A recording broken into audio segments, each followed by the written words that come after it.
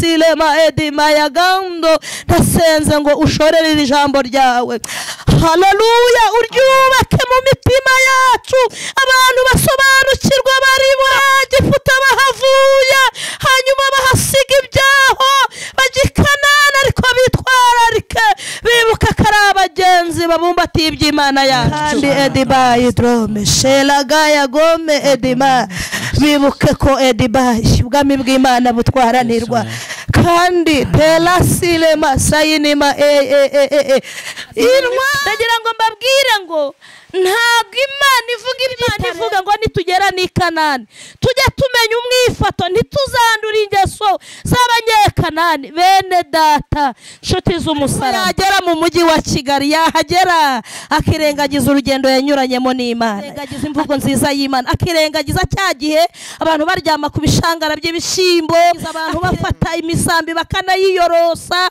byo bintu byose akabyirengagiza ajya ku ishuri n'amaguru ingeso z'abanyegiputa muramenye ntimwongere kuzikumbura aha Imana idukuye ni kuri Imana aha Imana idukuye dufite ibihamya by'ibifatika byuko ihadukuje imbaraga nyinshi rero wiza kuza kuhazana za ngeso zabo zo kujya guterekera za ngeso zabo zo kwiba za ngeso zabo zo gusambana za ngeso zabo zo kutirinda ngo uzizane Imana yarababwiye ngo nubwo murimo mugenda Ikanani muramenye Kanani turimo tuhasanga za Bradishaw zazindi zibwira abagore baba Kristo zikababwira ngo muzaze mwambaye imyenda y'imikara ariko migufi ugasanga nkaho bakabyubashe bumve ko ari ikirori Imana iremye kandi kiremeye mu rugendo rw'Ikanani abantu ntibumve ko ari amaboko y'Imana biremye bakajya kukizihiza nk'abanyegiputa mbabwire ngo ahantu tuvuye hari habi aho turimo tugera none n'Imana ihatugejeje twirinde gukoza Imana yacu isoni Kanani wasanga abantu manura nawe ukamanura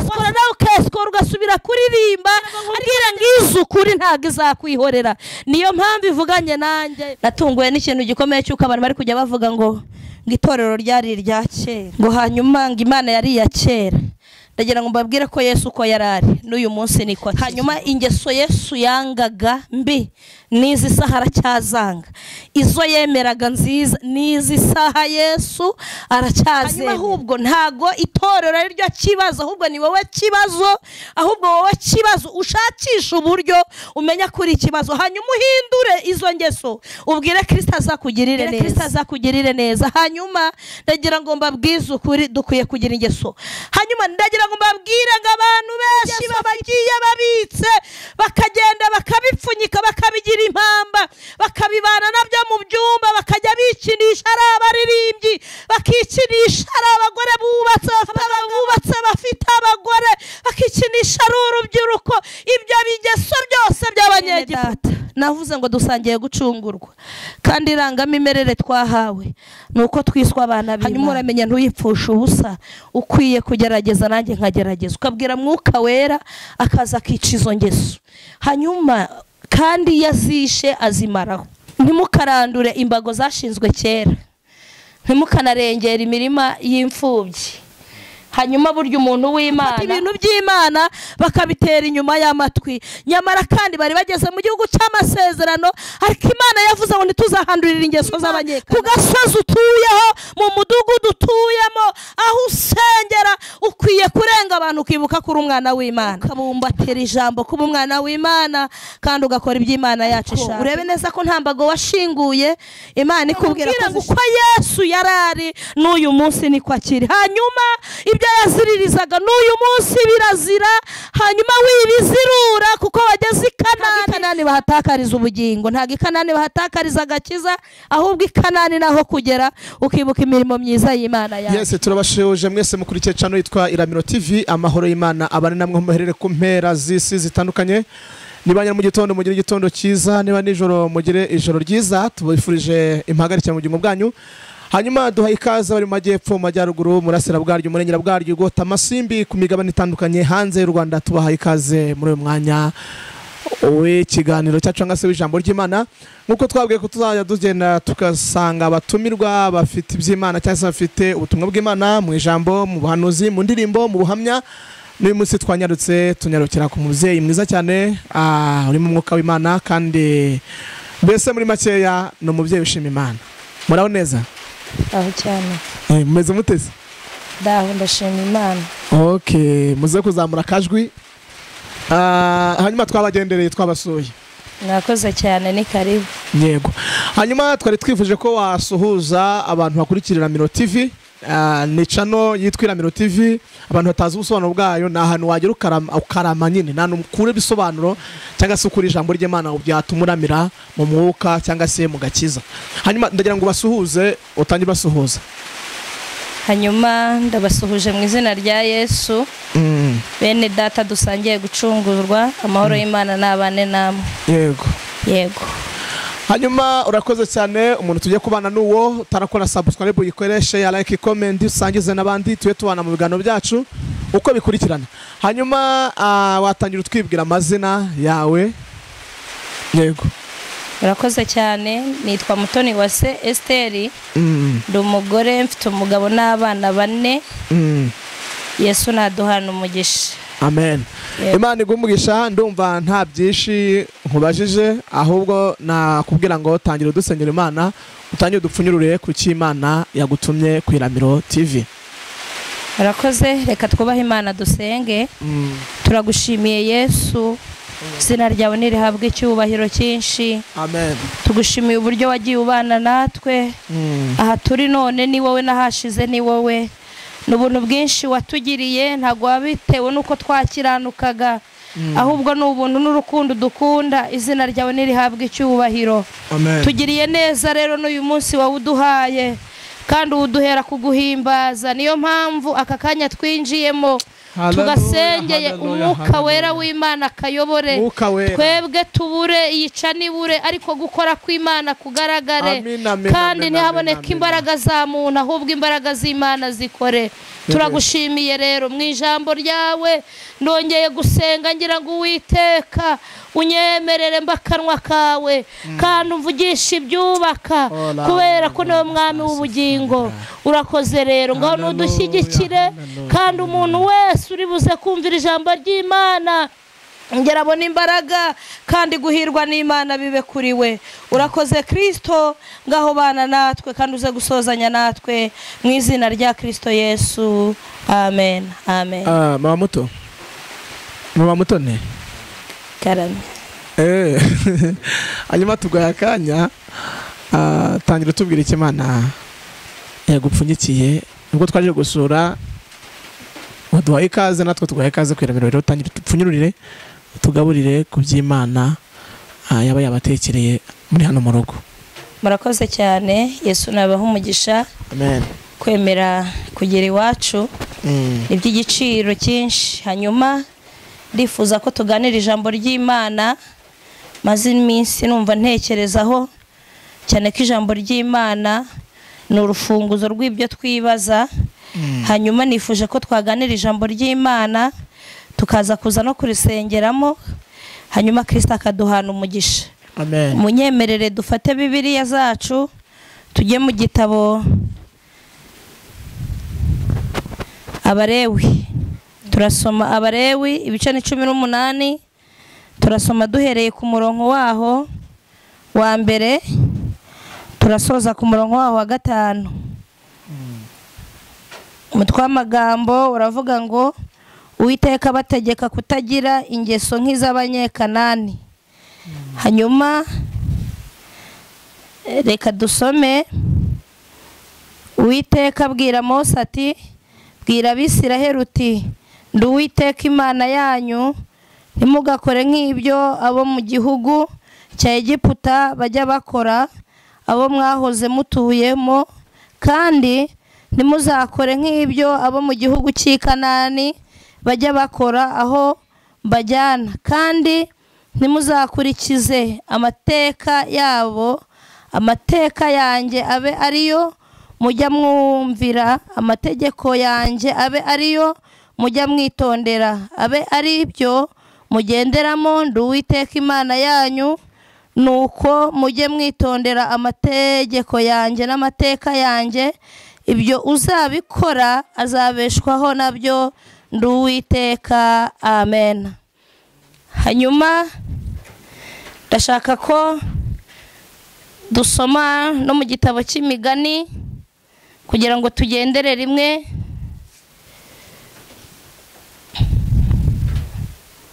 ni ibice 23 turasoma umurongo waho wa 10. Ijambo ry'Imana riravuga ngo ntugashingure imbago zerekana imbibi za kera kandi ntukarengere mu mirima y'imfubyi Imana yacu nituganze. Dusubiremo, ntugashingure imbago zerekana imbibi za kera kandi ntukarengere mu mirima y'imfubyi Imana yacu nituganze. Hanyuma ndifuza ko tuganirira ijambo ry'Imana.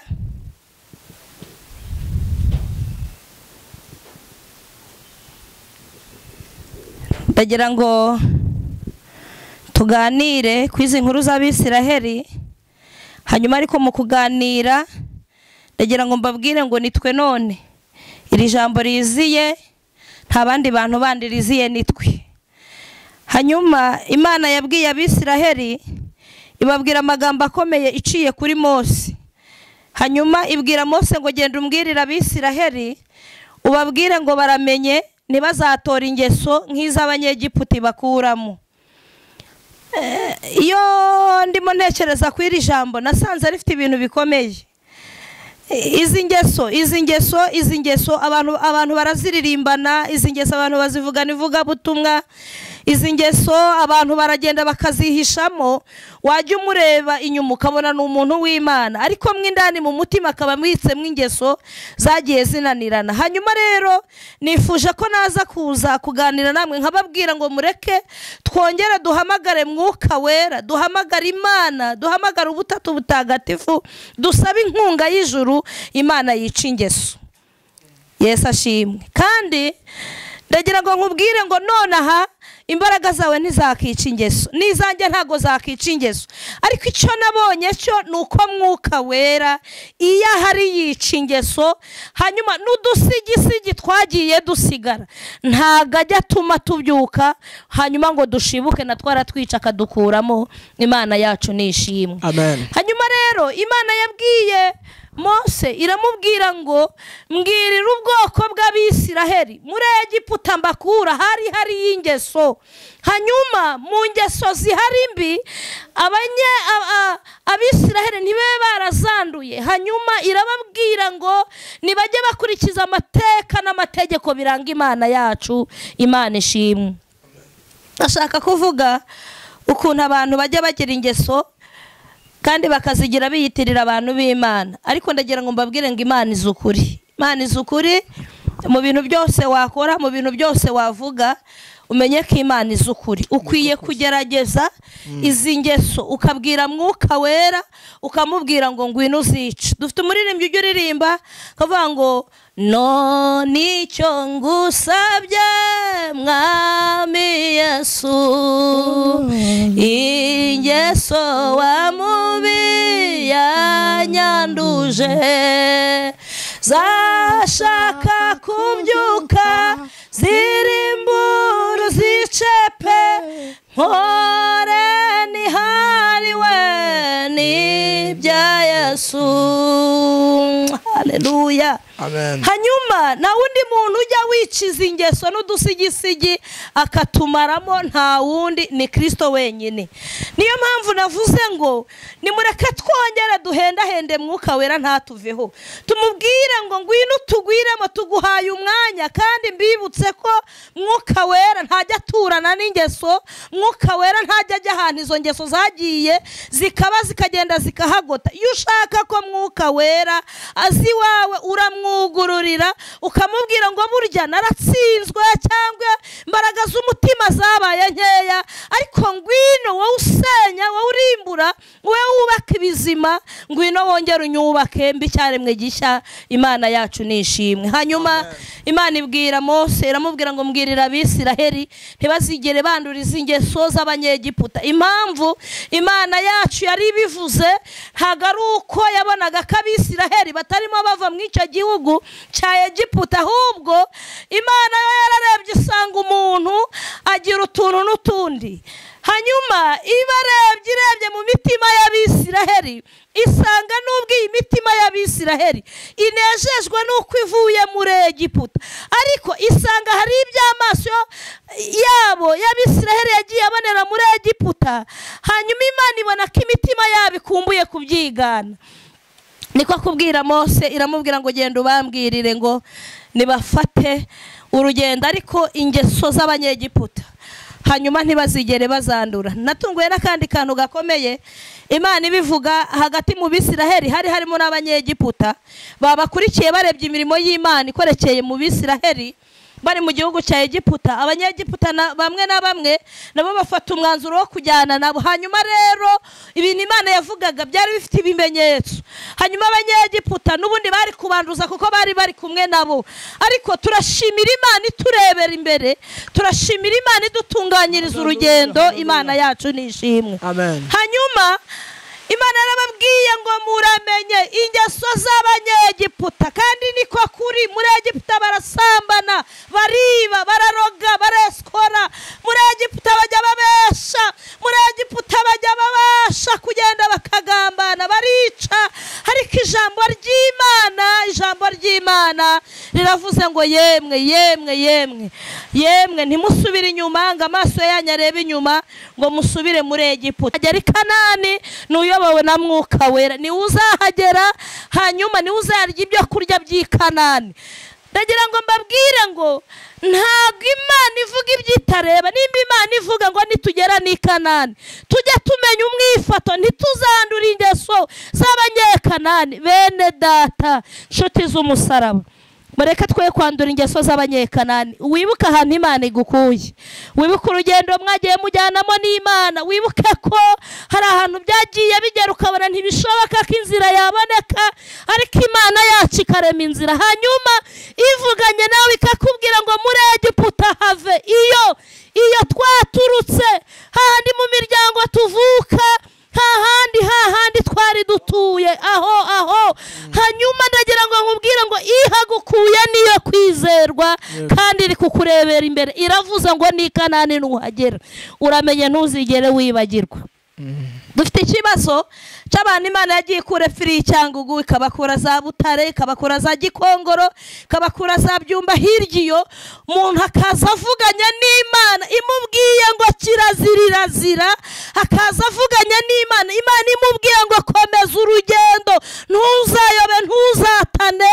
Akaza azi kwambara ibintu birebire, akaza atazi gupaketa, akaza azi kubaha, ariko yagera mu mujyi wa Kigali, yahagera akirengagiza urugendo yanyuranyemo n'Imana, akirengagiza imvugo nziza y'Imana, akirengagiza cya gihe abantu baryama ku bishangara by'ibishyimbo, akirengagiza abantu bafata imisambi bakanayiyorosa. Ibyo bintu byose akabyirengagiza, ajya ku ishuri n'amaguru, ubu atangiye kwambara inkweto, akirengagiza ineza y'Imana. Nshuti zanjye, bavandimwe, bene data, dusangiye gucungurwa. Ingeso z'Abanyegiputa muramenye ntimwongere kuzikumbura. Ahantu Imana idukuye ni kuri Imana ishimwe. Haleluya. Hano Imana idukuye dufite ibihamya by'ibifatika by'uko ihadukuje imbaraga nyinshi. Hanyuma rero wiza kuza kuhazana za ngeso zabo zo kujya guterekera, za ngeso zabo zo kwiba, za ngeso zabo zo gusambana, za ngeso zabo zo kutirinda, ngo uzizane. Kandi nuzizana ujye uvuga ngo uri kujya i Kanani. Ujya i Kanani arabanza akagira ibyo yiyambura, akambara undi mwambaro mushya witwa gukiranuka. Imana yacu nishimwe.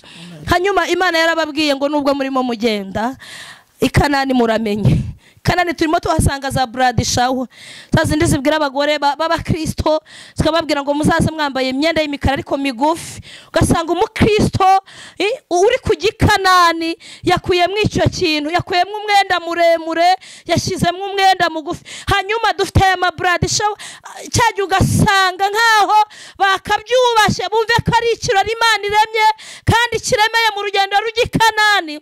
Abantu ntibumve ko ari amaboko y'Imana biremye, bakajya kukizihiza nk'Abanyegiputa. Bene data, nimureke i Kanani twe gushukanaho.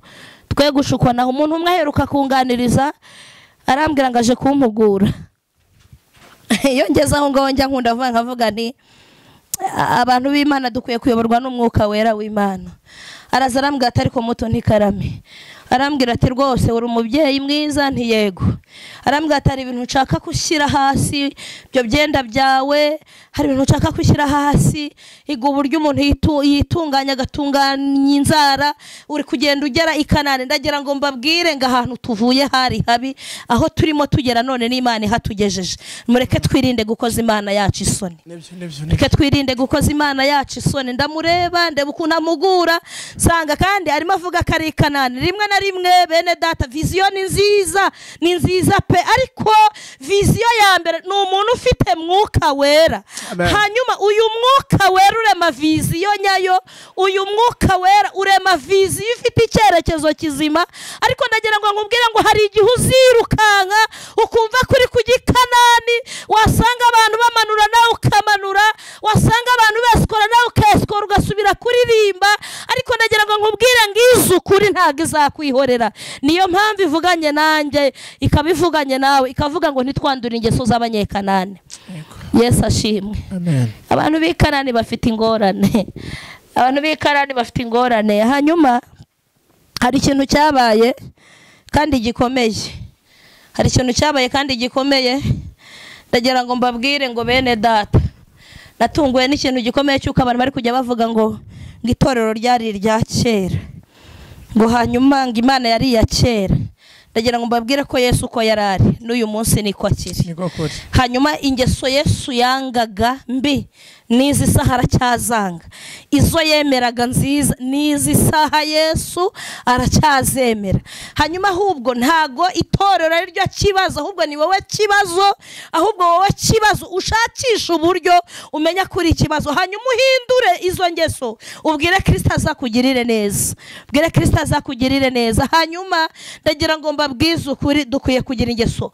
Hanyuma ndagira ngo mbabwire ngo abantu benshi bafite ibigeso bagiye babitse, bakagenda bakabipfunyika, bakabigira impamba, bakabibana nabyo mu byumba, bakajya bikinisha ari abaririmbyi, bakikinisha ari abagore bubatse bafite abagabo, abagabo bubatse bafite abagore, bakikinisha ari urubyiruko.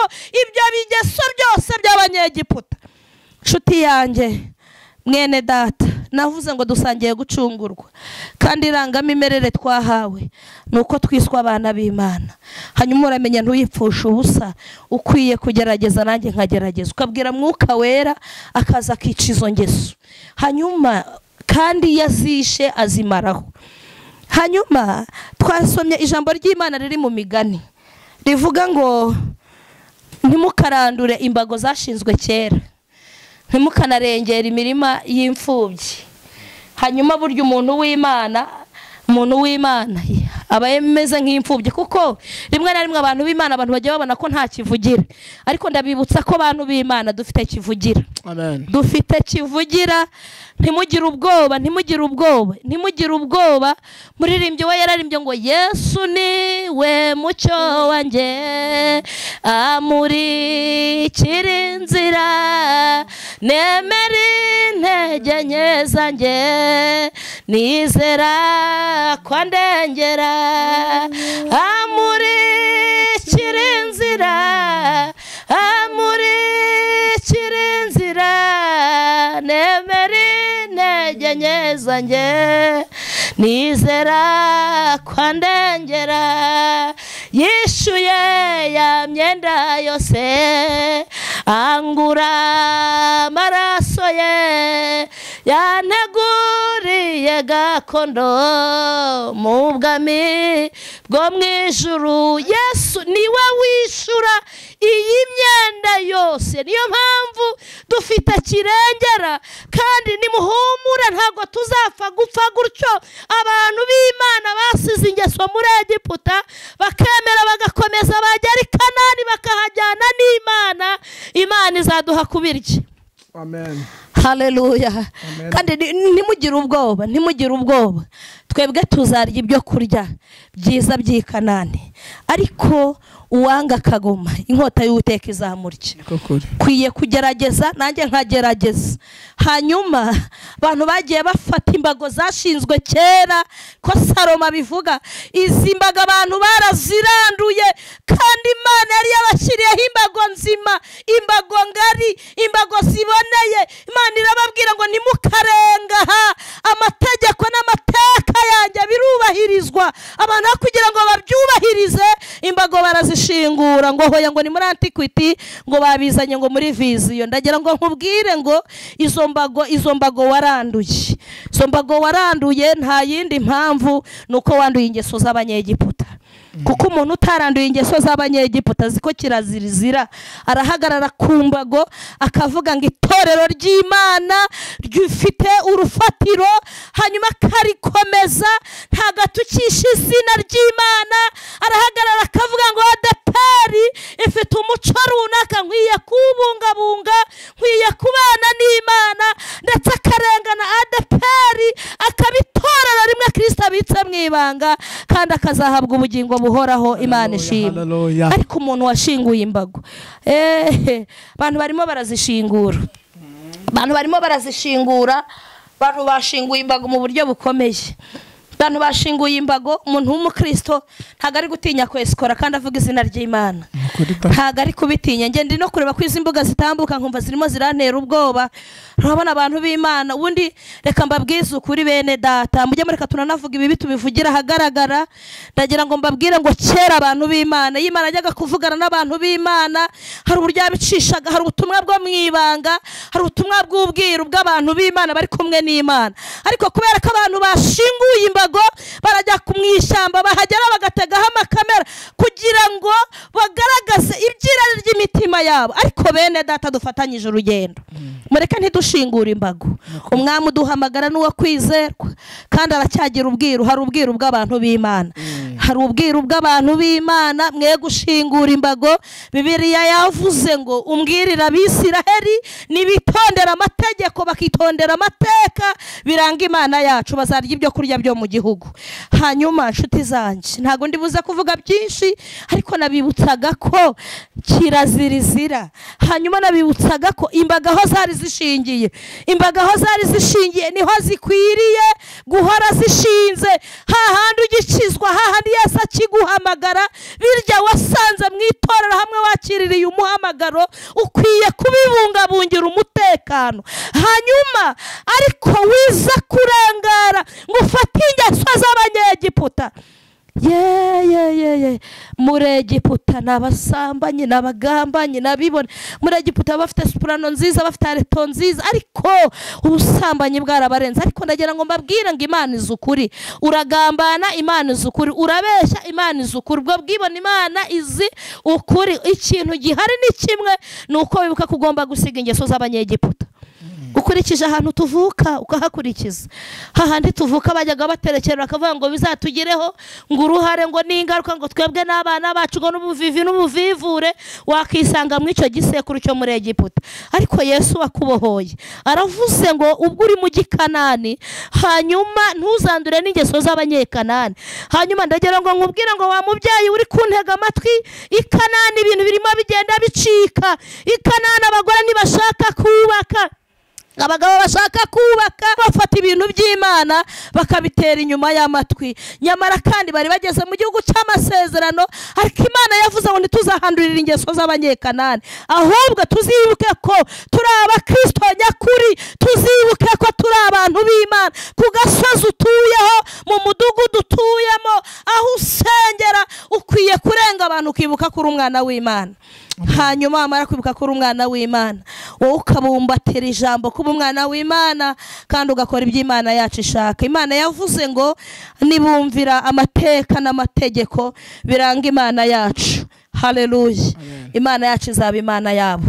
Imana yacu nihimbazwe. Hanyuma navuga ibintu byinshi, ariko urebe neza ko nta mbago washinguye. Imana ikubwira ko zishinze aha. Nubwo utangiye urugendo uva muri Egiputa, yari yashyizeho icyitonderwa, iravuga ngo ntuzandure ingeso z'Abanyegiputa. Hanyuma ivuze ngo ugiye i Kanani, yashyizeho ikindi cyitonderwa, irangije ivuga ko abantu bajya i Kanani nabo badakwiye kwandura ingeso z'abanyekanani. hanyuma ihashinga imbago. ndagira ngo nkubwire ngo uko Yesu yarari n'uyu munsi niko akiri. hanyuma ibyo yaziririzaga n'uyu munsi birazira. hanyuma wibizirura kuko wageze i Kanani. ntabwo i Kanani bahatakariza ubugingo, ntabwo i Kanani bahatakariza agakiza, ahubwo i Kanani naho kugera ukibuka imirimo myiza y'Imana yacu. hanyuma nimunkundire dusenge. ariko nshuti yanjye dukwiye guta ingeso, kandi abantu benshi barimbuwe n'ingeso bagiye babika bakabibika. rimwe na rimwe barokore basigaye bimoroniza ngo n'Imana irabizi ko babigira. ndagira ngo nkubwire ngo ntabwo Imana ibigufashijemo ibyo wibwira wimitse mu mitima. Imana ishaka ko wabivamo ukakira Kristo nk'umwami n'umukiza wawe. unkundire rero unyemerere tuve iyo ngiyo, hanyuma twongere twakire ubwami bw'Imana kuko buratwaranirwa, kandi Bibiliya ivuga ko intwarane zizabugisha mw'imbaraga. hanyuma rero nkundira dusenga Imana. turagushimiye Mana, izina ryawe nirihabwe icyubahiro. Tela silema edima hedidiba topi foshaya gando edimayi tura edima. turagushimiye haleluya kuko wadukuye edima tela silema ediba. hari hakomeye iyo ngiye mu butayu mu kidaturwa, ahari hegereye urupfu. niko Dawidi yabivuze, aravuga ngo niho wadukuye mu butayu ahari hegereye urupfu mu kidaturwa. niho wakuye abagabo, uhakura abasore, abakobwa n'ababyeyi, niho wadukuye. hari kunyemerere izi ngeso zose zigenda zitambika abagenzi, ufite umwete wo kuzivamo. Mwuka Wera mushorere amugeza aho agomba kumugeza, kuko Mwuka Wera niwe muyobozi w'uru rugendo. haleluya. drome kuko ijambo ry'Imana ryaravuze ngo inzira nyabagendwa y'umukiranutsi nuko yakiga kureka ibibi. hanyuma edibayi ayidrome tela silema edima yagando. ndasenze ngo ushorere iri jambo ryawe, haleluya, uryubake mu mitima yacu. abantu basobanukirwa baribo bave muri Egiputa bahavuye, hanyuma bahasiga ibyaho bajya i Kanani, ariko bitwararike bibuka ko ari abagenzi babumbatiye iby'Imana yacu. kandi edibayi drome shelagaya gome edima, bibuke ko edibayi ubwami bw'Imana butwaranirwa.